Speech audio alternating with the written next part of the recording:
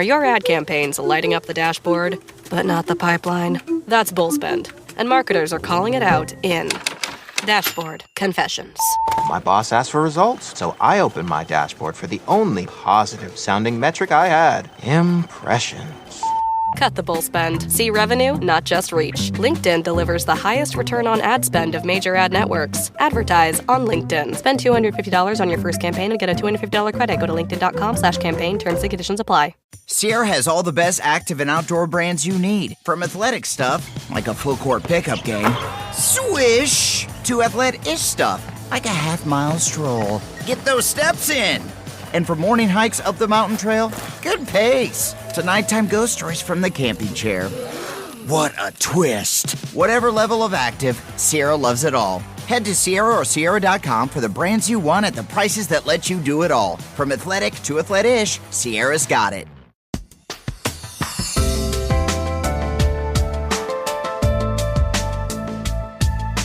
Despite the achievements of modern medicine, we're still battling various conditions.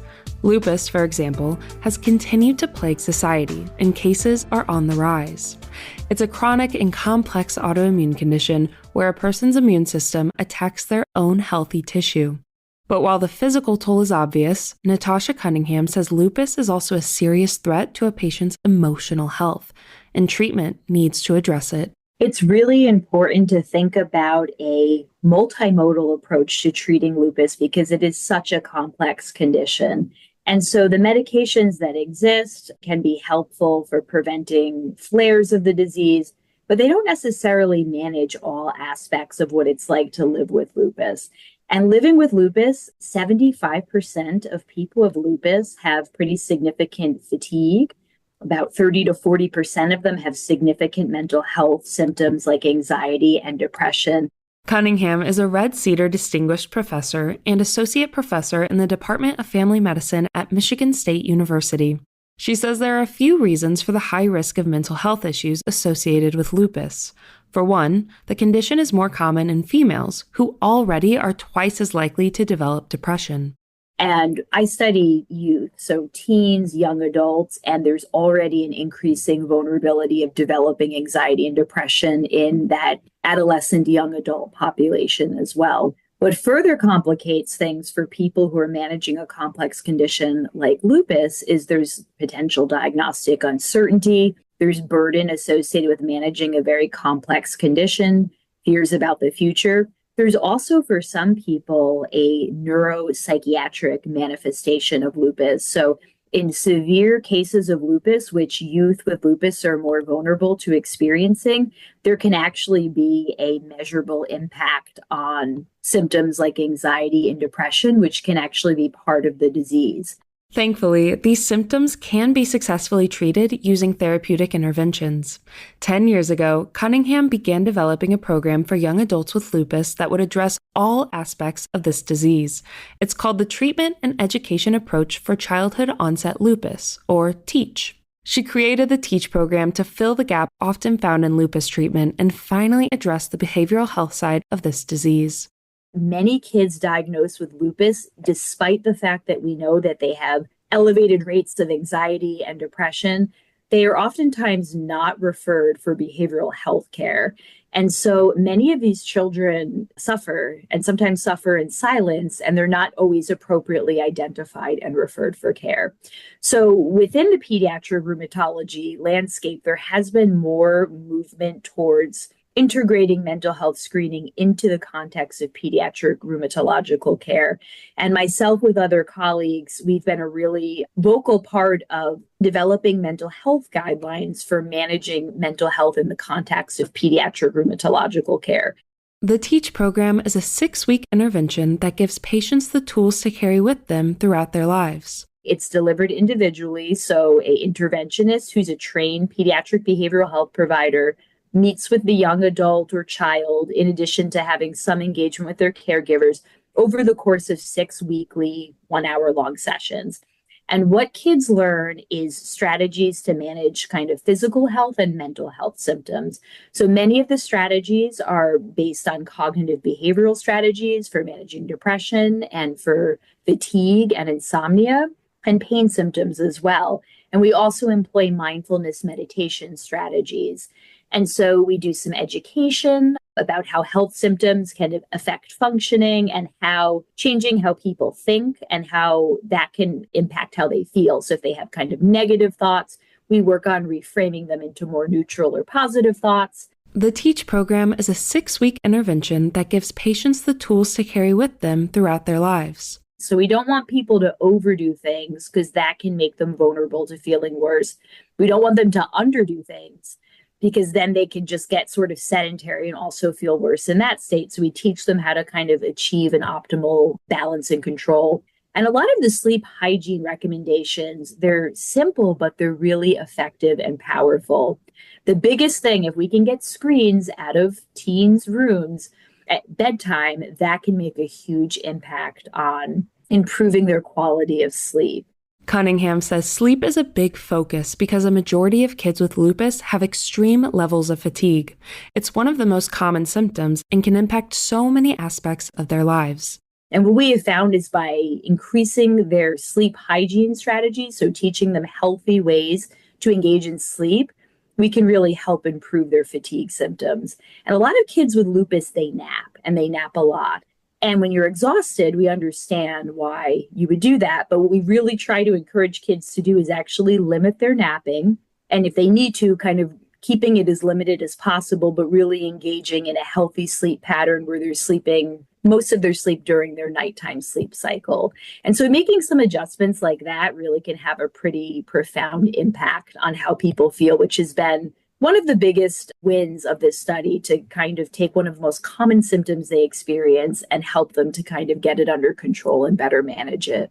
Isabella Colindres began experiencing some of this extreme fatigue in high school. While she thought volleyball was the cause of pain in her hands, there was no answer for why she could barely make it through the school day without a nap.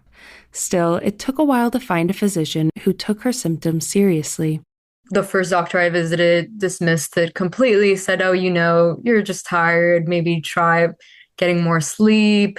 But I knew something wasn't really right. Like, I just felt like there was more beyond the classical fatigue or pain. So I went in for a second opinion with a different doctor. I had to beg my mom to take me into another doctor. And that doctor ran some labs. And that's when they saw that, oh, there's actually something going on. Colindres was put on an anti-inflammatory medication, and that's where the treatment ended. Not only was she still in pain, but Colindres began experiencing the mental toll of lupus, all while trying to navigate the ups and downs of teenage life. I think I just tried to pretend everything was fine. Like, I would take my 1 pill a day, wouldn't really tell anyone about it. Like, whenever I had pain in my hands or was tired, maybe I would tell my family, but I try not to make it a really big deal because I didn't want to be seen any different. I remember one time I told someone about it and they thought it was like contagious. So I was like, oh no, it's not contagious, not something that you can get from me. Like, don't worry. And I think some of those misconceptions from my peers at such a young age on what it was. And I think there's more talk about it now. But at the time, I felt like maybe my peers didn't know or there wasn't as much talk about it. So I think I was really hesitant to open up with my school and the people around me about what it was that I had. So I think in that sense, it impacted my self-esteem beyond just the physical symptoms that I was experiencing. During one of her routine checkups, a researcher came into the room and introduced Colindres to the TEACH program. Her mom really encouraged her to give it a shot, and Colindres was open to trying anything that could help. I felt like I was experiencing some negative thoughts around my condition and some shame, I would say. So I just thought, okay, maybe talking to someone about this, a professional, might help if I don't feel comfortable talking to my peers about this. The program helped Colindres understand just how strong the connection is between her mind and body and how to use it to her advantage. It's such an amazing thing how your mind can work directly related to your symptoms. So I don't experience the pain that I did at the very beginning. I remember I would wake up in the morning and I wouldn't be able to hold like a mug because my hands would feel so stiff and so painful. And honestly, I don't know, but I have not experienced that pain since those early years, I think. At age 24, Colindres is now on the other side of the TEACH program as a consumer advocate. As great as the sessions were for her, there are still improvements to be made for patients to have the best experience. Colindres is able to offer a unique perspective that helps researchers keep patients at the center of their work. They guide every aspect of our research, from design to how do we get more kids to say yes to this, to how do we adjust this for kids who have unique mental health or healthcare needs. And they are very powerful voices. They truly have lived experience. Many of them also have educational experiences that support doing this work too. And so we develop more powerful and effective interventions guided by the voices of people who have lived this. That's a really important and critical part to doing good science, is engaging people who truly know what it's like to have lupus or other health conditions and letting them lead the way in terms of how to optimize care for other people who are suffering. I think there's a lot of things that only you as a patient would be able to understand. Like I said, some of that stigma of being approached to try to do therapy. Sometimes, that's really intimidating to a lot of folks. This idea of mental health associated with your condition. Cunningham notes that about half of the kids who were approached to try the program said no, meaning the team needs to rethink how they're introducing this initiative. So I think we still have room to improve our way that we approach kids and talk with them about mental health. It's still very stigmatizing, and so there's more work that's really needed there. But what we found is once we got kids engaged, more than 90% of them completed this program. And we all know what it's like to be a teenager. It's usually a pretty draining and busy time. And if you're managing a health condition on top of going to school and other activities. So to me, that was a tremendous success to see and a lot of these kids had never before interacted with a pediatric behavioral health provider.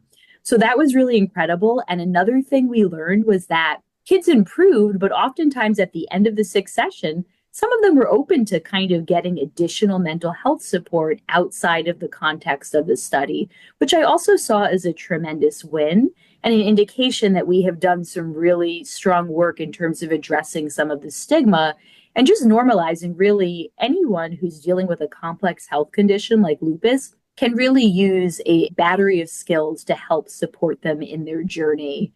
You can find more information about Natoshia Cunningham, Isabella Colindres, and the TEACH program on our website, ingoodhealthpodcast.org.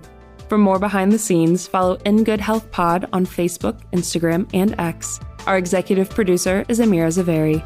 I'm Kristen Farrah.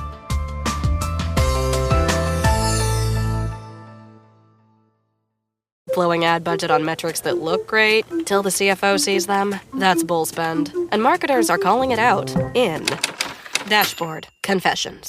I remember telling my boss, it'll be good for the brand, when leads were slow. Yeah, it wasn't. Cut the bull spend.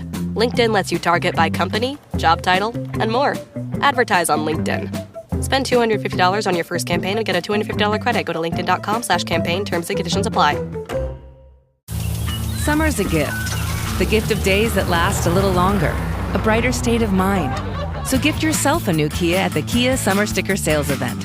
With specially tagged vehicles including the Sorrento, Sportage, Carnival, as well as the Niro Hybrid. All backed by a 10-year, 100,000-mile limited powertrain warranty. So the gift of summer can keep on giving for summers to come. Kia, movement that inspires. Call 800-333-4KIA for details. Always drive safely. Event ends 7/6/26. See dealer for warranty details.